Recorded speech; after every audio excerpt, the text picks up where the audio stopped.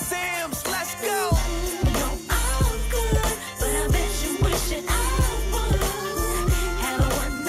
Hello, everyone. It's your girl, Miracle Sims, and you're watching the GSL Talk Show. Tonight, we're going to be chatting with Mr. Robby Carlson, so stay tuned.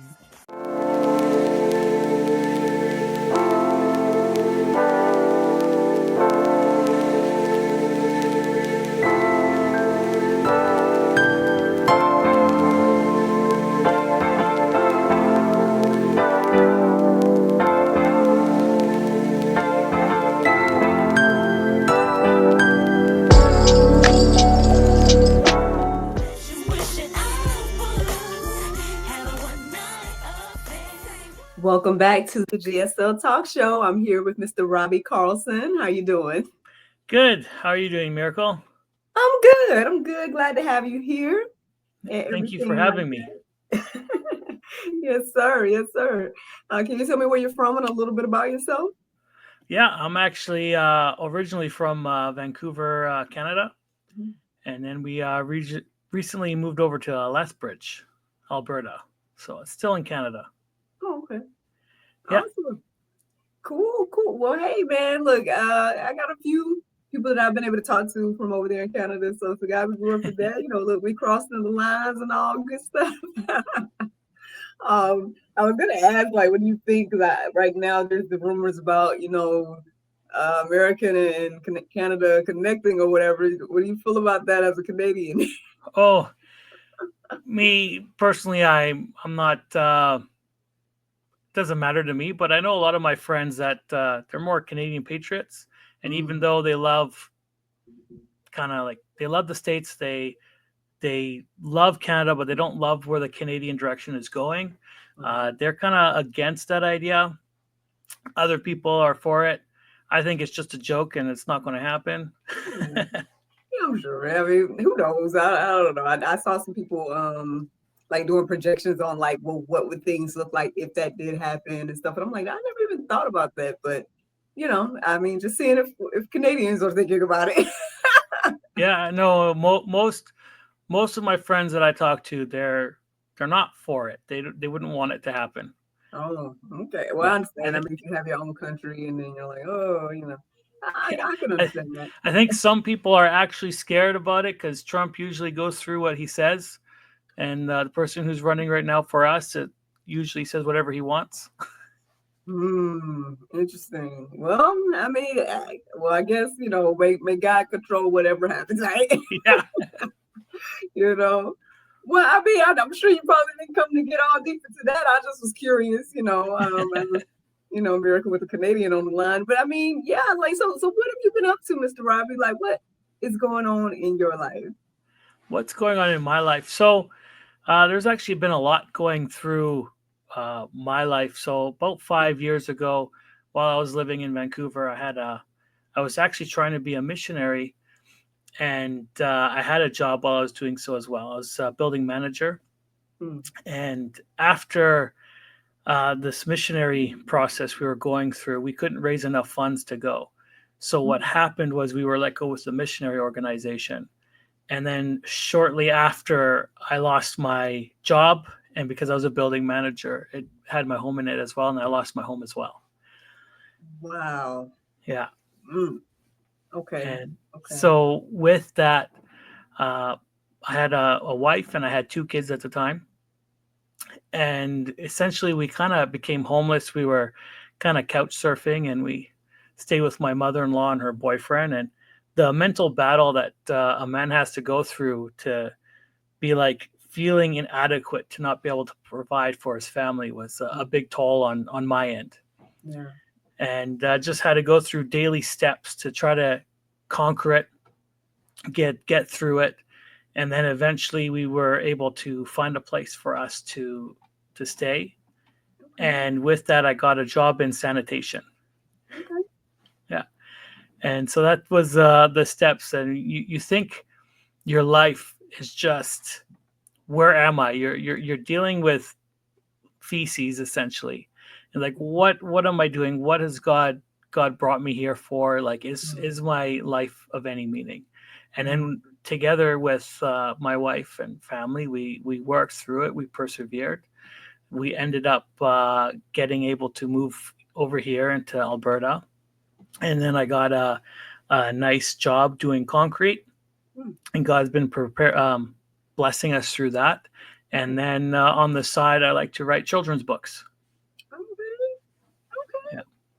Awesome. Well, I mean, I'm glad to hear about some, good things on the other side. Because I mean, I know we all probably have been in low moments in life and we're wondering and asking God, like, why, and like you said, you literally were working with feces at one point and feeling like I get it. You know what I'm saying? I'm sure it was taking a toll on you, but I'm glad to hear that. It seems like you found, a passion after all of this. And I don't know, I was getting kind of nervous. You said I had a wife or children. I was like, oh no, what does that mean? No.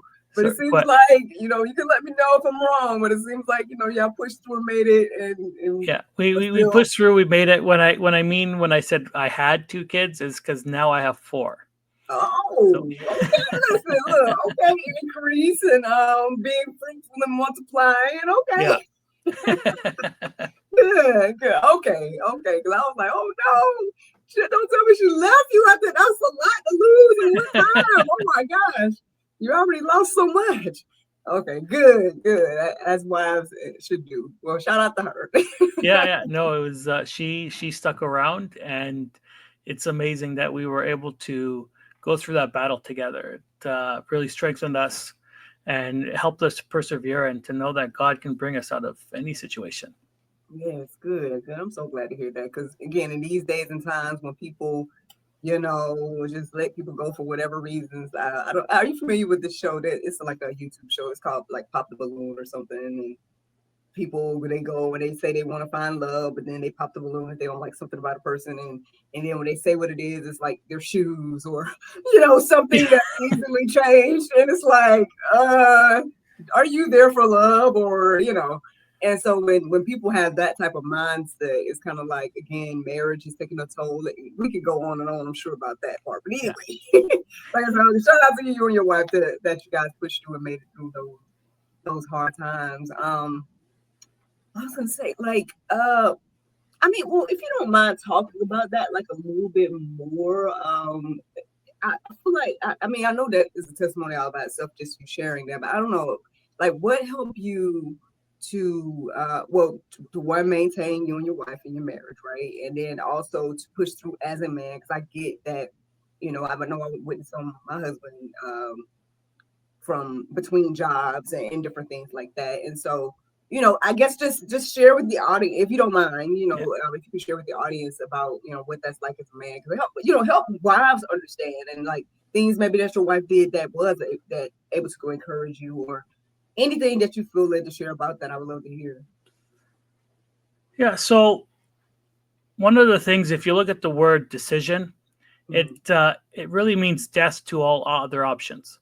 And so my wife and I, when we decided to get married, that was our choice, our decision. It was death to all other options. So I wasn't going to be looking for another woman, and she wasn't going to be looking for another man. And with that whole struggle, it was really nice to, I never once actually thought she was going to leave me, which was a really good comfort. She didn't threaten. She didn't like complain. She was just like, okay, we're in this together and we're going to get out of this together. She didn't know how it's going to look like, and I didn't know how it's going to look like.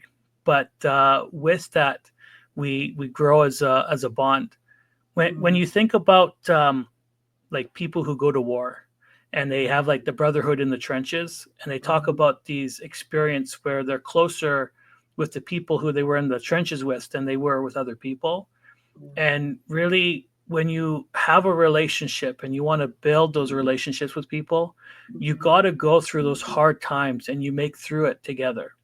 And if you don't have those hard times and struggles, then you won't grow. And so like a lot of people, unfortunately, when they see a hard time coming, they look at it as like, oh, I got to get out of here. When really you need to look at it, be like, no, this is going to be a growing bonding experience with the person I'm with.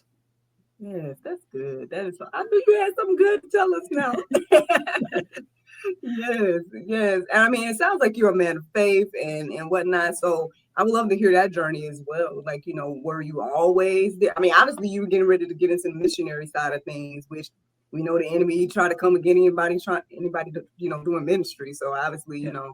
but again, were you raised this way? Like, I would love to know your come to Jesus story, if you don't mind. So my story is when I kind of grew up in a Christian home. Mm, It was different in a way where my mom was Orthodox and my dad was a Baptist. So okay. I had different denominations that Mm, were like fighting amongst. And one of the things that my dad questioned me when I was 12 years old, he said, "Do you believe in God?" And I said, "Yeah, I believe in God." And he goes, "Why do you believe?" And I just looked at him like, "Because you do." And mm, then this is what stood out to me. He says, "Does that make sense to you?" mm, And I realized that my relationship with God couldn't be because my parents had a relationship. I had to have my own relationship with Him. And yeah. so after that, I had a journey of kind of learning and growing and discovering Him more and more and more. And one of the things that attracted me to my wife was that she doesn't come from a Christian background. And Mm, so she made that decision herself. And that's what attracted me because I'm like, oh, this is a woman who I know has made the decision herself and is authentic. And I don't have to worry about that. mm. Yeah. Okay. Well, what do you mean? What do you mean made the decision yourself, herself? So, so growing up in a Christian home, you kind of struggle with the um, impact of, okay, is this my faith or is it my parents' faith? Do Oh, I believe in God because I was just born and raised in this home, or do I mhm, truly believe it for myself?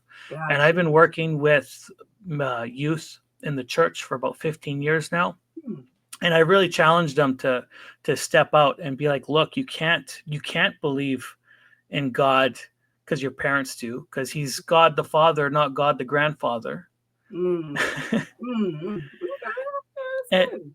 and so I challenge people to have a relationship with themselves with God Yeah. and to really pursue them. And it's okay if you think differently of your parents, because all of us have a little bit of a different view. We're human. Some of us, we can't all be perfect, because if we knew everything about them, then we would be God. There you Yeah. So you go out there and you explore and you learn.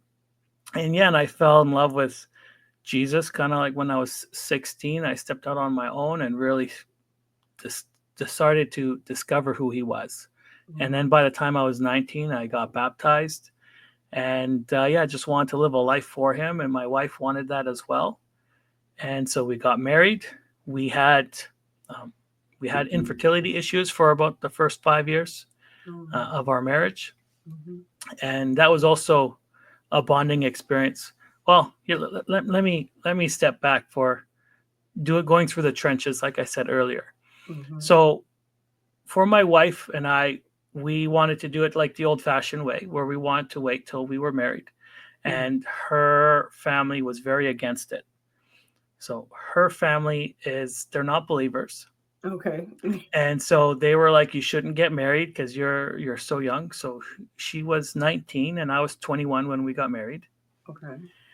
And so they were 100% against it. And they're like, oh, just live with each other first and see if you like it. And maybe if you don't like it, then you can just find someone else. And her Mm, parents are divorced, so they have like a bad taste of marriage to mm, begin with. So that was the first struggle that we went through as a couple, was mm, really fighting against the narrative of actually getting married young and deciding to get married and be with each other. And mm, then the next struggle that we had to go through was infertility issues. So my wife couldn't have kids for about 5 years, and we had to go through doctors, and mm. eventually with praying, and she had her first, and God opened up something from there, and then now we just have kids like very easily now.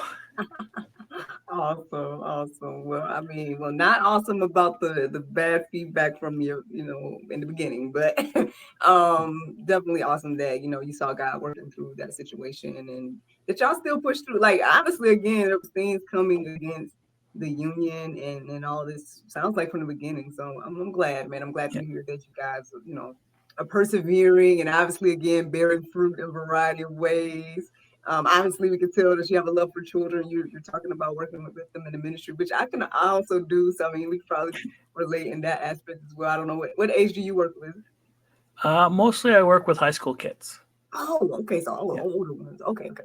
I'm usually with like the elementary grade myself, but yeah, I mean, even the elementary kids, like the things that we pray with them about, like questions and stuff they talk about, like they know like the stuff and the issues going on in their families. So, just like the high school kids, I would say do. So, I mean, yeah, we gotta just prep them, like you were saying, and make sure they have that relationship with Christ for themselves. And so yeah, that's a whole journey. But that I Yeah. know this whole conversation all by itself as well. But I'd love to hear you expound on your passion that you say you've gotten into writing books and things of that nature. So what's going Yeah. on with that? So I kind of always wanted to be a writer. When I was about 16, I had like a lot of big stuff happen to me around that age.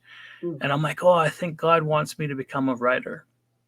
And so I decided to try to pursue that, but I never actually pursue it until I turned 30, which is when I lost my job.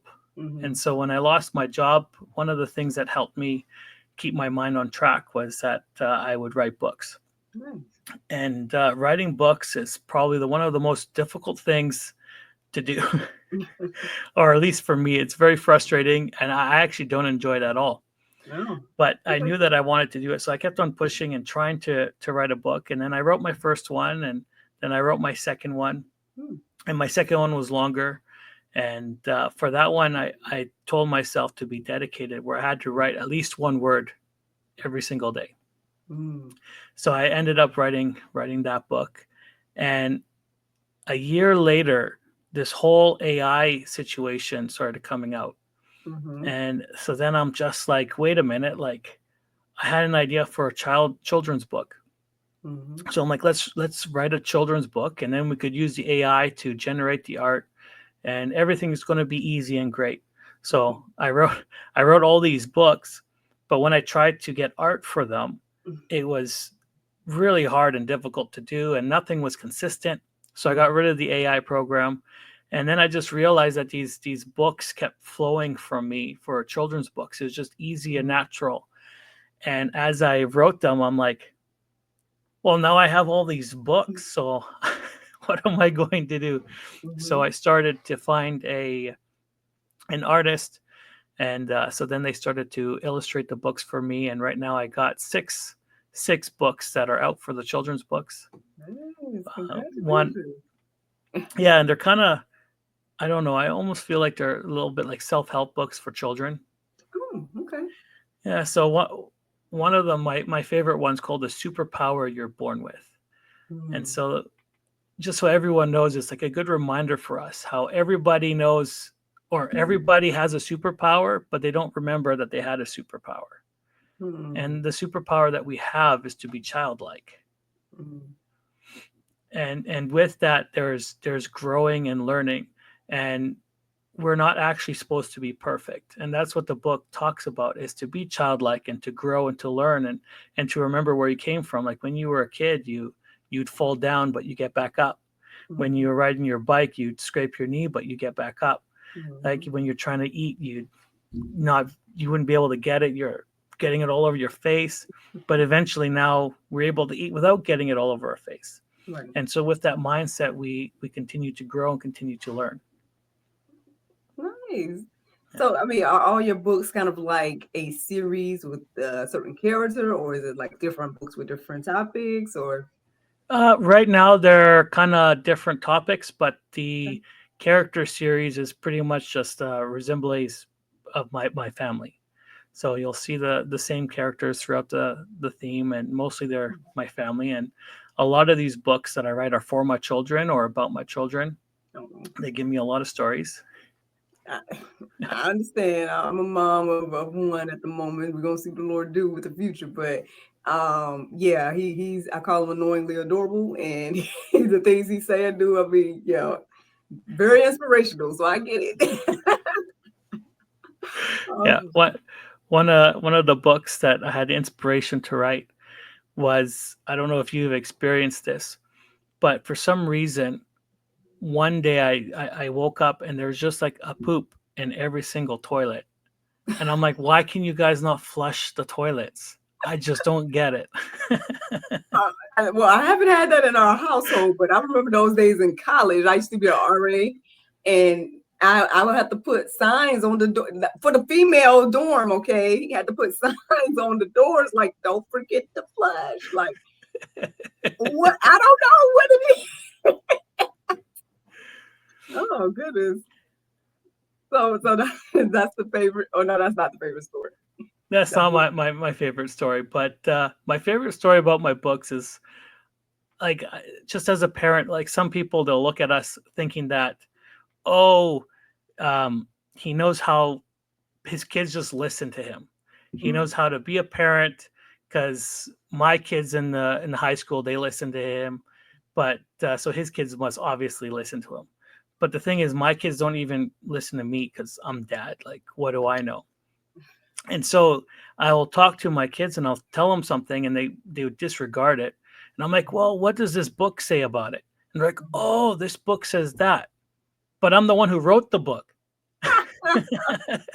Like, Oh my what God. I was difference gonna does it? ask you like how did they have they received books and stuff like that, but that's funny. That there you go. That's Yeah, one and way to so live. it's nice to like write these books for my kids in a way. And my newest book I talk about is called The Joy Thief, and Mm, it talks about how there's people out there who are trying to steal joy from your life and how to combat it. mm. Look, adults might need that book. Yeah. Awesome. What's the plans then? Like more books or like what you got going on and what can we look out for? What do I look out for? I do have more books that I have written, and I'm trying to think about getting illustrated. I'm Mm, trying to push more of, go from a concrete guy to possibly an author, and who knows, maybe I'll have like enough incentive to go to another country and become a missionary on my own then. there you go. Okay, see, don't give up on the dream. Well, so what is it that is inspiring you to become a missionary and like what vision do you have for that, if you don't mind sharing? My vision for a mission. So I have a heart for people who are kind of like lost and broken. Mm, And yeah, it's just how God called me. It's just there's people who are out there who are lost, they're broken, and they need Jesus. And mm-hmm, there's nobody else there who wants to show them who Jesus is. A mm, lot of people, they're like, you know what, you have to be a certain way if you want to believe. And I'm like, no, I personally believe that God meets people where they're at. mm, And so I want to be that type of person where I can meet people where they're at, help them through the struggles, because I faced those struggles before as well. mm-hmm. No, I get that. I mean, do you see yourself kind of like because when people hear missionary or something like that, I think a lot of time we think about going abroad and stuff like that. So is that your vision, or is it more like doing missions work at home? Like what are you thinking? Uh, yeah, we're in the process. We'll probably be moving to another country. Oh, okay, okay. Yeah, we won't do Canada so much. I have, so part of the outreach that I believe in is that a lot of people here in Canada and the US, they have the opportunity to reject Christ. While there's a lot of people abroad who they don't even have that opportunity to reject them because they don't ever heard about him. And Mm, so I just felt like it was my calling to go abroad with my wife and mm. my family, and to help those who are lost and have never actually heard about Jesus at all. Well, awesome. I mean, well, I pray that the doors open up for you. I mean, obviously the books can be something you take anywhere. So I mean, I pray blessings for that as well. And yeah, I'm excited for you, man. I pray that it all goes well, and I'm glad that you have the support of your wife. And obviously, I mean, the children are gonna have to go along too, so they'll get a Yeah. chance to experience more of the world. I think it's awesome. Yeah, no, it's actually with my kids. So my oldest is about to turn 8, and then it's 6, Mm. 4, and 2. Okay. And every night we pray together, and they're all actually on board about going together. And I explain to them, saying like, look, like this is what I believe God wants us to do, and Mm. they were like, yeah, we want to be a part of that. And we started praying, and then we started seeing doors open, and there's a Mm. likelihood that we'll probably be heading out this year. Wow. Okay. So I didn't know it was so soon, but that Yeah, sounds awesome, man. Congratulations on that. Look at God. yeah, Full circle then. yeah. And it's awesome when you start praying with your family and your kids, and then when doors start to open, you can tell your kids like, look, God answers prayers. You Yes. get to see the miracle in your life Yeah. just by what you're doing, and they're like, wow, you're right, like he's doing miracles in my life, and it helps them Mhm. believe, and just to go as a unit, which is it's a really great thing.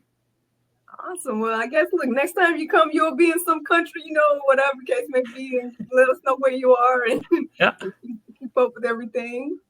But yeah, I mean, is there anything else you would like to share with us before you go?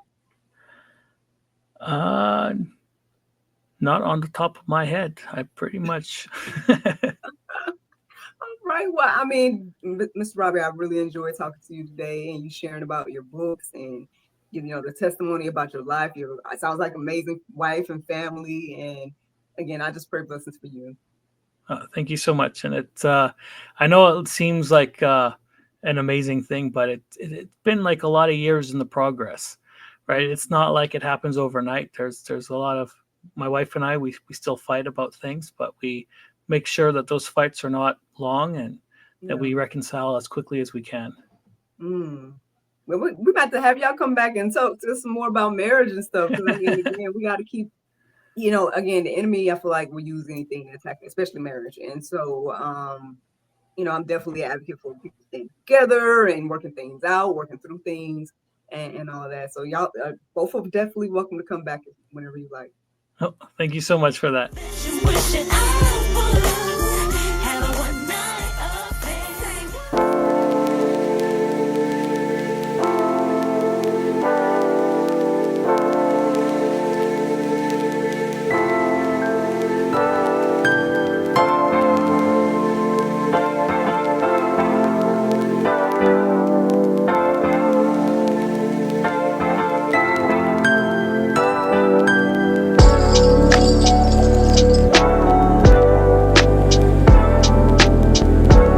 Thank you so much for watching the GSL Talk Show, and thank you to Mr. Robbie for joining us tonight. Don't forget to like, subscribe, and share, and check out Mr. Robbie's books and the rest of his endeavors. Have a good night.